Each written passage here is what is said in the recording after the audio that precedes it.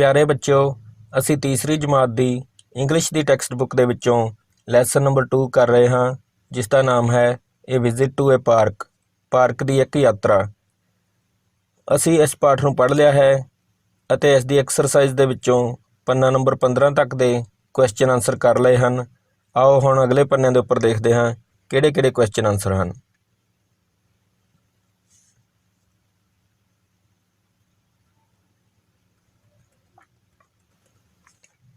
ਇਹ ਹੈ ਬੱਚੋ ਪੰਨਾ ਨੰਬਰ 16, ਪਾर्ट नंबर 2 ਵੋਕੈਬਲਰੀ यानी कि शब्द भंडार। A activity read the name of the days, दिनों के नाम पढ़ो and write in the given space, अते दिती हुई जगह विच लिखो। इधरले पासे लिखा होया है बच्चों डेज ऑफ द वीक, हफ्ते दे दिन। Monday, Tuesday, वैडनसडे, Thursday, Friday, Saturday, Sunday. तो असी इन्हां सारे दिनों नूं बच्चों इधरले पासे लिखना है जिथे लिखा होया है डेज ऑफ द वीक, हफ्ते दे दिन। सब तो पहला असी इत्थे लिखांगे first day of the week Monday. इस तो बाद असी लिखांगे बच्चों second day of the week Tuesday. इस तो अगे तीसरे नंबर के उपर लिखांगे third day of the week Wednesday. Fourth number पर असी लिखांगे बच्चों थर्सडे। फिफ्थ नंबर पर असी लिखांगे फ्राइडे। सिक्स्थ नंबर पर असी लिखांगे Saturday.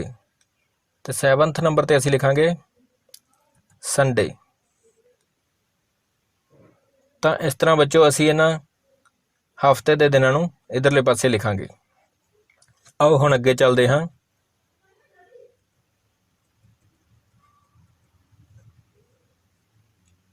Part number 3 language corner यानी कि भाषा कुन।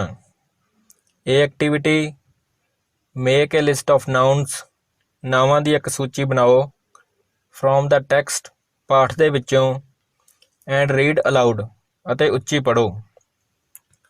फॉर एग्जाम्पल वीना काइट, उदाहरण वजों वीना अते पतंग। तो बच्चों असी इत्थे नाउन्स की सूची बनानी है। जिस तरह इत्थे उदाहरण दे के दस्या है वीना अते काइट नाउन हैं। नाउन का मतलब होंदा है बच्चों नाम। ये किसी चीज़ का नाम हो सकता है, किसी व्यक्ति का नाम हो सकता है, किसी जगह का नाम हो सकता है, जां किसी दिन का नाम होवे। तो इन्हां सारे नावां नूं कहंदे हन बच्चों नाउन्स। इस लैसन दे विच किहड़े-किहड़े नाउन्स आए हैं आओ इत्थे लिखते हैं। सब तो पहला है बच्चों संडे। तो ये बच्चों एक दिन का नाम है, इसलिए यह भी एक नाउन है। इस तो अगे बिट्टू एक लड़के का नाम है, इसलिए ये भी एक नाउन है। पार्क एक जगह का नाम है बच्चों, इसनूं भी असी लिखांगे, ये भी एक नाउन है।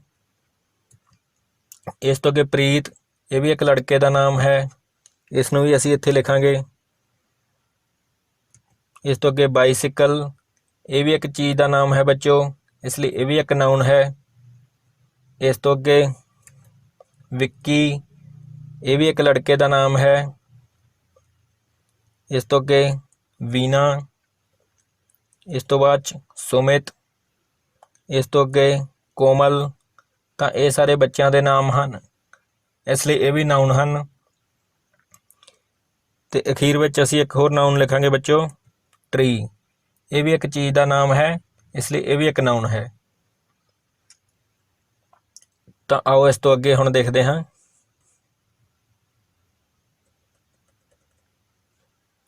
Activity B use of A and N, A अते एन की वरतों। तो बच्चों इधरले पासे एक हत्थ की तस्वीर बनी हुई है जिस दियां 5 ਉਂਗਲਾਂ के उपर 5 अखर लिखे हुए हैं ए ई आई ओ यू। ये 5 अखर बच्चों 5 वावल्स हैं।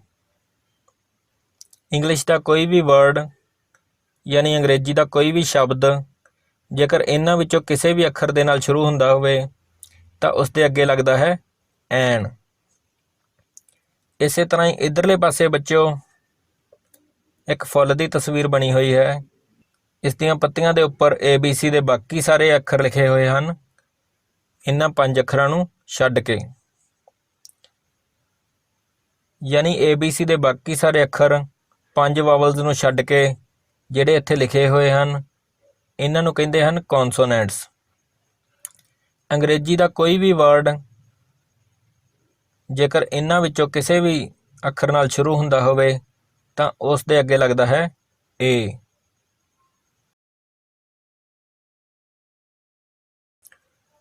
ਤਾਂ ਬੱਚਿਓ ਅਸੀਂ ਇੰਗਲਿਸ਼ ਦੇ ਕਿਸੇ ਵੀ ਵਰਡ ਦੇ ਅੱਗੇ A ਲਗਾਉਣਾ ਹੈ ਜਾਂ ਐਨ ਲਗਾਉਣਾ ਹੈ। ਇਸ ਨੂੰ ਸਮਝਣ ਦਾ ਇੱਕ ਸੌਖਾ ਤਰੀਕਾ ਇਹ ਹੈ ਕਿ ਜਦੋਂ ਵੀ ਕੋਈ ਸ਼ਬਦ ਇਹਨਾਂ ਵਿੱਚੋਂ ਕਿਸੇ ਵੀ ਵਾਵਲ ਦੇ ਨਾਲ ਸ਼ੁਰੂ ਹੋਵੇ ਤਾਂ ਉਸ ਦੇ ਅੱਗੇ ਲੱਗਦਾ ਹੈ ਐਨ। ਜੇਕਰ ਇੰਗਲਿਸ਼ ਦਾ ਕੋਈ ਵੀ ਵਰਡ ਇਹਨਾਂ ਵਿੱਚੋਂ ਕਿਸੇ ਵੀ ਕੌਨਸੋਨੈਂਟ ਦੇ ਨਾਲ ਸ਼ੁਰੂ ਹੁੰਦਾ ਹੋਵੇ ਤਾਂ ਉਸ ਵਰਡ ਦੇ ਅੱਗੇ ਲੱਗਦਾ ਹੈ A।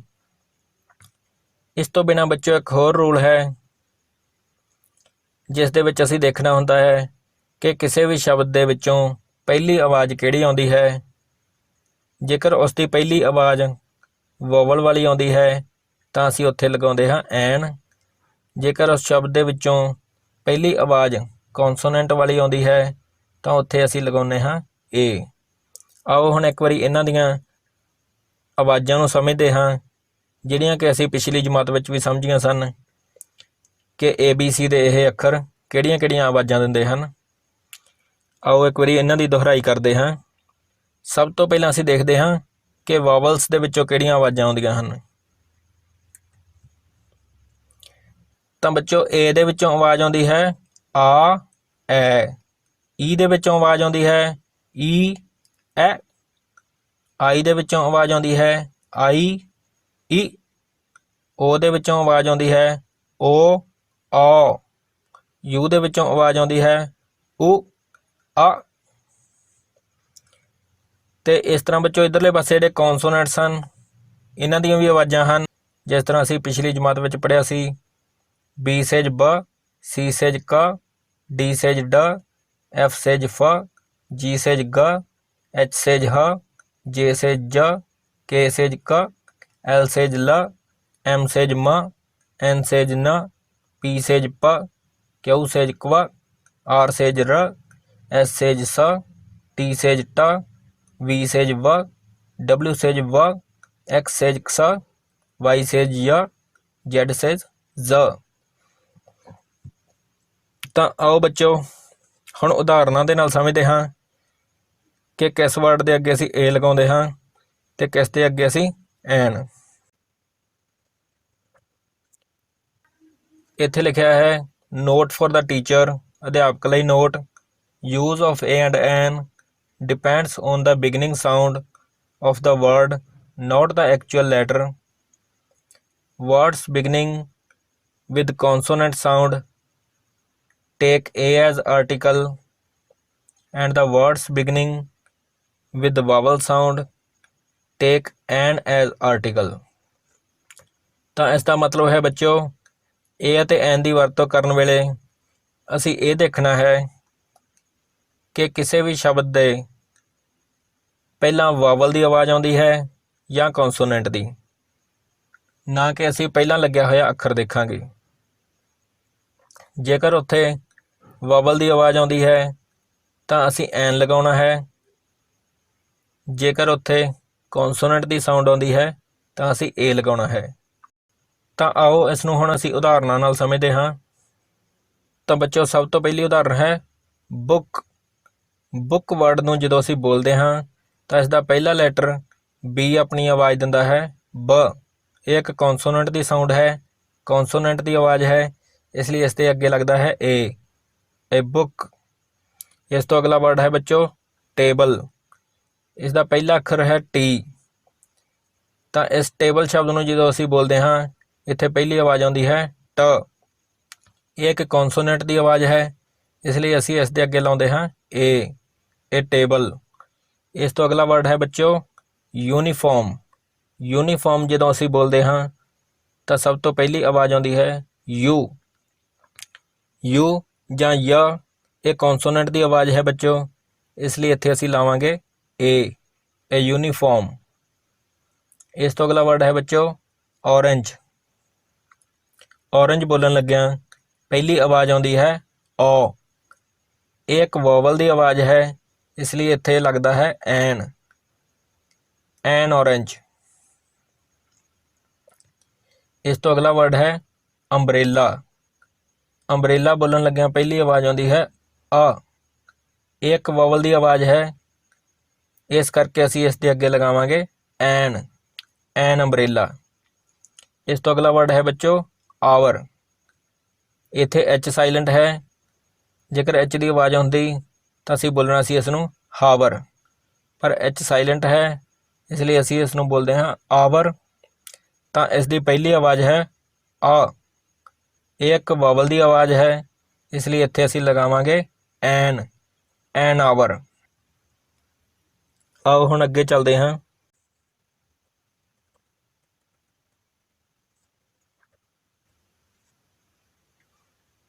Activity C, write A and N before the words given ਬਿਲੋ।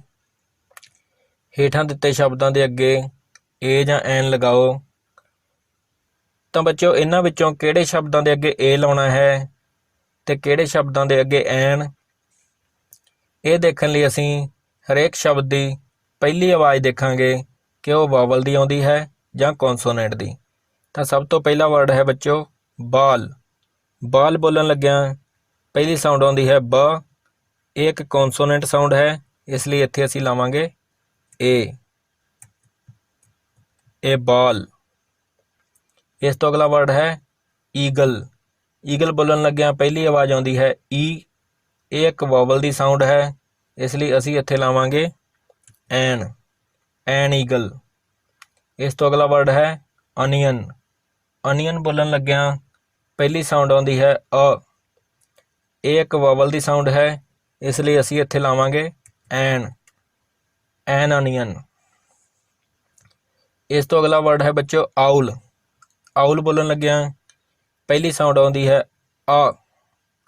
ਇਹ ਇੱਕ ਵਾਵਲ ਦੀ ਸਾਊਂਡ ਹੈ, ਇਸ ਲਈ ਅਸੀਂ ਇੱਥੇ ਲਾਵਾਂਗੇ ਐਨ ਆਊਲ। ਇਸ ਤੋਂ ਅਗਲਾ ਵਰਡ ਹੈ ਟਾਈਗਰ।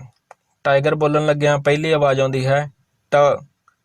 ਇਹ ਇੱਕ ਕੌਨਸੋਨੈਂਟ ਦੀ ਸਾਊਂਡ ਹੈ, ਇਸ ਲਈ ਇੱਥੇ ਅਸੀਂ ਲਾਵਾਂਗੇ ਇਹ ਟਾਈਗਰ। ਇਸ ਤੋਂ ਅਗਲਾ ਵਰਡ ਹੈ ਬਨਾਨਾ। ਬਨਾਨਾ ਬੋਲਣ ਲੱਗਿਆ ਪਹਿਲੀ ਸਾਊਂਡ ਆਉਂਦੀ ਹੈ ਬ। ਇਹ ਇੱਕ ਕੌਨਸੋਨੈਂਟ ਦੀ ਸਾਊਂਡ ਹੈ, ਇਸ ਲਈ ਇੱਥੇ ਅਸੀਂ ਲਾਵਾਂਗੇ ਇਹ ਬਨਾਨਾ। ਅਗਲਾ ਵਰਡ ਹੈ ਆਈਸਕ੍ਰੀਮ। ਆਈਸਕ੍ਰੀਮ ਬੋਲਣ ਲੱਗਿਆ ਪਹਿਲੀ ਸਾਊਂਡ ਆਉਂਦੀ ਹੈ ਆਈ। ਇਹ ਇੱਕ ਵਾਵਲ ਦੀ ਸਾਊਂਡ ਹੈ, ਇਸ ਲਈ ਇੱਥੇ ਅਸੀਂ ਲਾਵਾਂਗੇ ਐਨ ਆਈਸਕ੍ਰੀਮ। ਇਸ ਤੋਂ ਅਗਲਾ ਵਰਡ ਹੈ ਐਰੋਪਲੇਨ। ਐਰੋਪਲੇਨ ਬੋਲਣ ਲੱਗਿਆ ਪਹਿਲੀ ਸਾਊਂਡ ਆਉਂਦੀ ਹੈ ਐ। ਇਹ ਇੱਕ ਵਾਵਲ ਦੀ ਸਾਊਂਡ ਹੈ, ਇਸ ਲਈ ਇੱਥੇ ਅਸੀਂ ਲਾਵਾਂਗੇ ਐਨ ਐਰੋਪਲੇਨ। ਇਸ ਤੋਂ ਅਗਲਾ ਵਰਡ ਹੈ ਕੁਈਨ। ਕੁਈਨ ਬੋਲਣ ਲੱਗਿਆ ਪਹਿਲੀ ਸਾਊਂਡ ਆਉਂਦੀ ਹੈ ਕੁਆ। ਤਾਂ ਇਹ ਇੱਕ ਕੌਨਸੋਨੈਂਟ ਦੀ ਸਾਊਂਡ ਹੈ, ਇਸ ਲਈ ਇੱਥੇ ਅਸੀਂ ਲਾਵਾਂਗੇ ਇਹ ਕੁਈਨ। ਅੱਗੇ ਹੈ ਬੱਚੋ D activity, fill in the blanks with A and N। ਖਾਲੀ ਥਾਵਾਂ ਨੂੰ A ਅਤੇ N ਦੇ ਨਾਲ ਭਰੋ।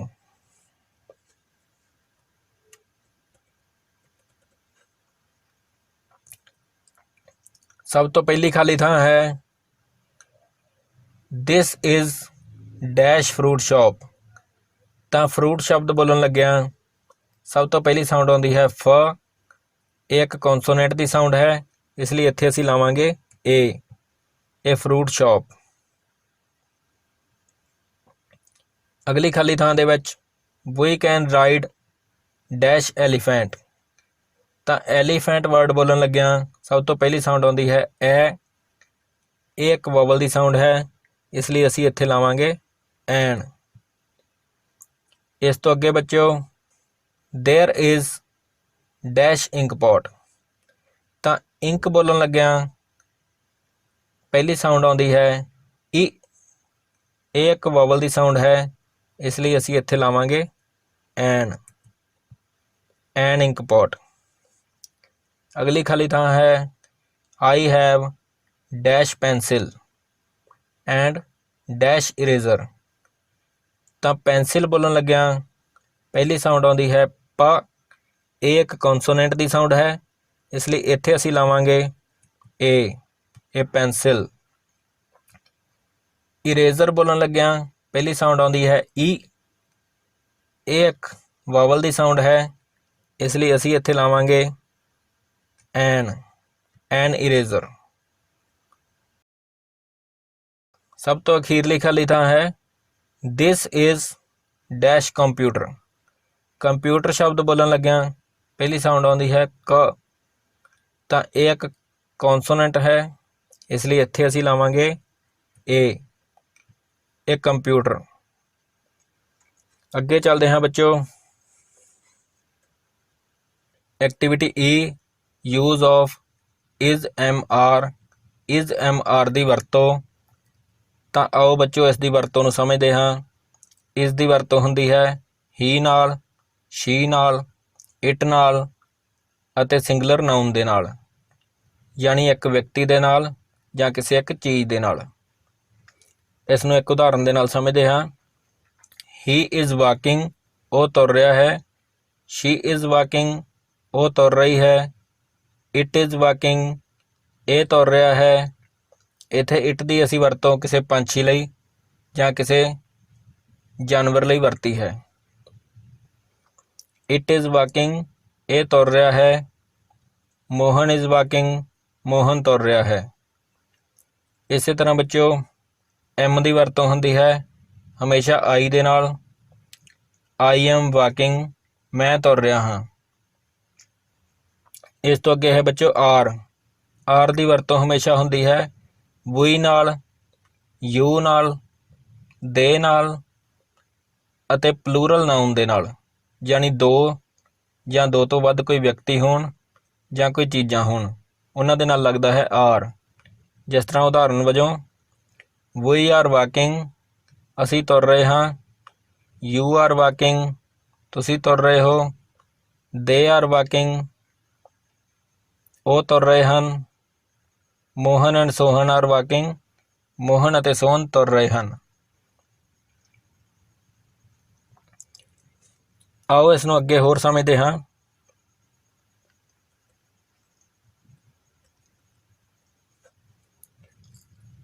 ਐਕਟੀਵਿਟੀ ਐਫ ਮੇਕ ਸੈਂਟੈਂਸਿਸ ਯੂਜ਼ਿੰਗ ਦਾ ਗ੍ਰਿਡ। ਗ੍ਰਿਡ ਨੂੰ ਵਰਤਦੇ ਹੋਏ ਵਾਕ ਬਣਾਓ। ਤਾਂ ਬੱਚੋ ਇੱਥੇ ਗ੍ਰਿਡ ਦੇ ਵਿੱਚ ਕੁਝ ਵਰਡ ਦਿੱਤੇ ਹੋਏ ਹਨ ਆਈ, ਸ਼ੀ, ਦੇ, ਯੂ। ਇੱਧਰਲੇ ਪਾਸੇ ਲਿਖਿਆ ਹੈ ਇਜ਼, ਐਮ, ਆਰ। ਇੱਧਰ ਇੱਕ ਵਰਡ ਹੈ ਜੰਪਿੰਗ।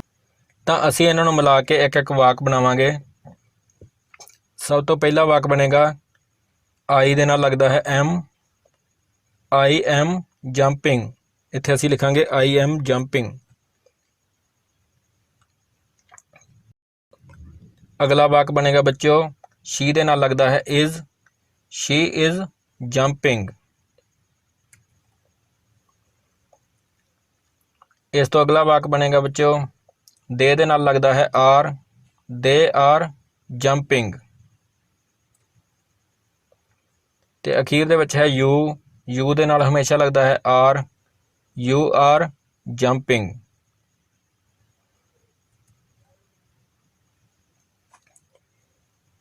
ਇਸ ਤੋਂ ਅੱਗੇ ਚੱਲਦੇ ਹਾਂ।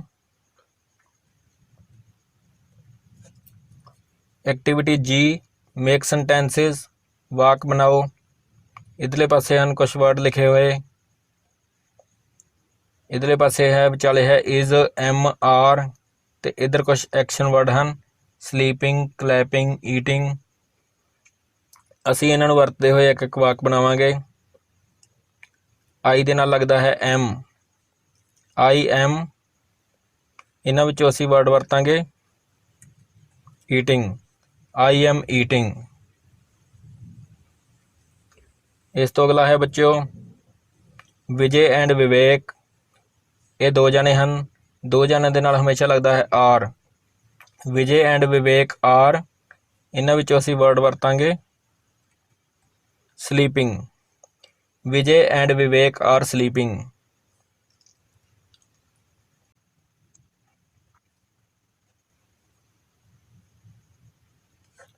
ਅੱਗੇ ਹੈ ਬੱਚੋ ਪਾਰੁਲ ਐਂਡ ਪ੍ਰਿਆ, ਇਹ ਵੀ ਦੋ ਜਣੇ ਹਨ।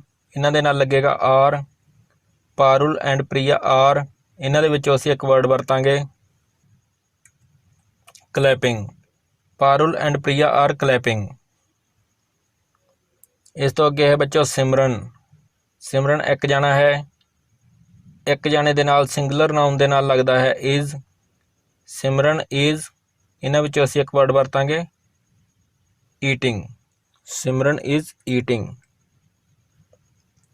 ਇਸ ਤੋਂ ਅੱਗੇ ਬੱਚੋ ਅਖੀਰ ਵਿੱਚ ਹੈ ਆਲ।